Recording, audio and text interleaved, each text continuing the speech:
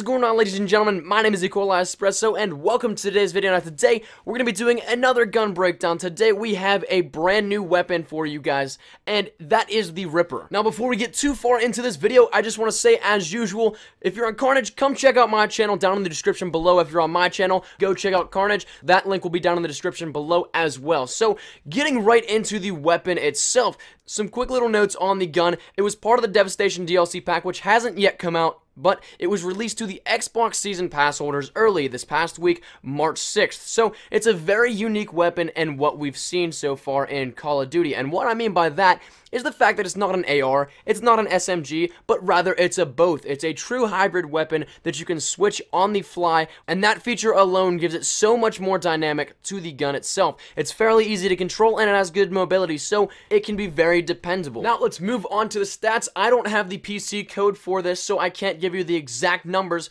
All this is based off of testing that I did previously with the weapon itself in private matches and all that. So the damage is a 2 to 4 shot kill. This is a little bit different when you think about it in terms of an AR from what we're normally see with assault rifles, but it's compensating for the fact that it is a hybrid and that it can do both SMG and long-range assault rifle kills. Now, the SMG close range is 3 shots, mid-range is 4 shots, and long-range is 5 shots. The 5 shot, though, is only on occasion. Now, if you're only talking about headshots, close range is 2 shots, mid-range is 3 shots, and long-range is 3 shots as well. So, clearly, and as common sense dictates, headshots are awesome to go for and can help you out tremendously in gunfights. Now, with all that being said and contributing to it, the final thing I'm going to say about the SMG is the fact that the time to kill is a 0.11 seconds. Now, moving over to the other side of the coin, the assault rifle has a close range damage of 3 shots, mid-range of 3 shots, and a long range of 4. Now, if you're speaking of headshots, then that would change these numbers to close range of 2, a mid-range of 3, and a long range of 3. So,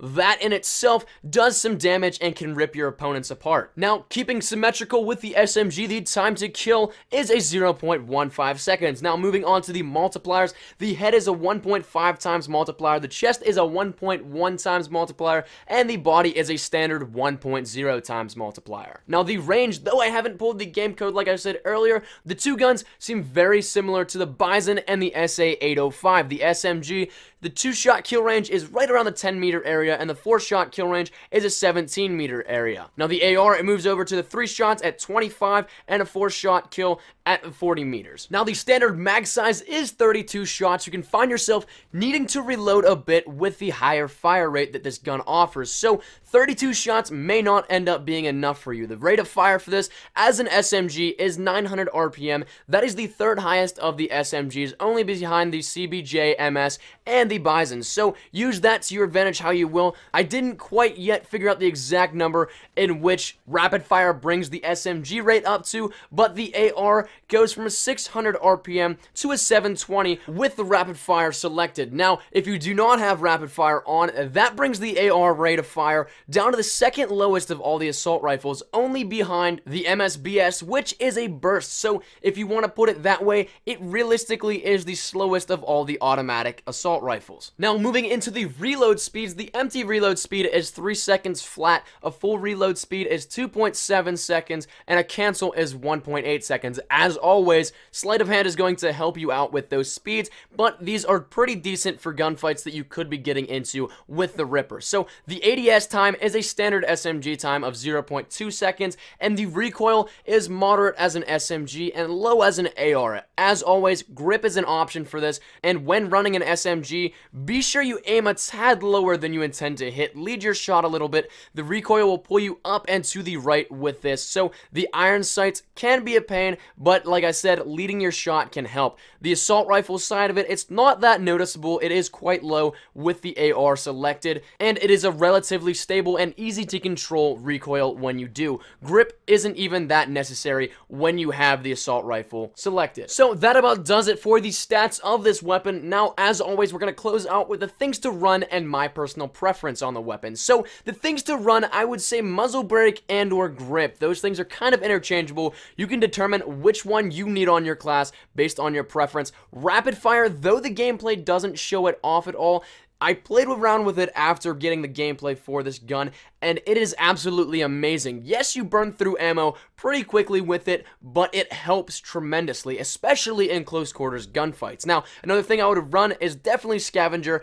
Your ammo will definitely need refilled if you plan on staying alive and not running fully loaded. Now, another thing that I would also highly recommend is equipping running perks. And what I mean by that is like marathon agility, all those kind of things. This gun's mobility plays perfectly into a running gun gameplay style that a lot of people like to have. And me personally, I think it's amazing with running classes on. So equip those if you want to keep going and running and going right through your enemies as quickly as possible. Now, my personal preference, I was not a fan of the idea of gun DLC at first, but this weapon kind of redeems my thoughts on that. This weapon seems to be very balanced, especially if you're on a good connection, and then at that point it even turns over to be OP if you have the jump up on people because of your connection. This weapon feels perfect to run with my playstyle. I love to run and gun, get up in the objective play. It may not pay off KD-wise sometimes for me, but as I previously mentioned, it is perfect for running and getting in the faces of your enemies. It's a very versatile weapon, and I would highly recommend it. So that's all there is. My name has been Espresso. That's been my time, ladies and gentlemen. Thank you guys so much for watching. If you did like the video, please leave a like rating down below. Any shares to your Facebook, Twitter, and or MySpace if you're OG like that are always greatly appreciated. If you're new here, be sure to subscribe for the best of Call of Duty content. I have a ton of stuff still coming to you guys. Like I said earlier in the video, if you're on Carnage, please come check out my channel down in the description below. It always helps out and is much appreciated. If you're on my channel, go check out Carnage down in the description below as well for my video description. Anyways, that's been my time, ladies and gentlemen. Thank you guys once again so much for watching. My name has been Espresso. As always, I hope you guys have a great day. I shall see you guys later. Take care and peace.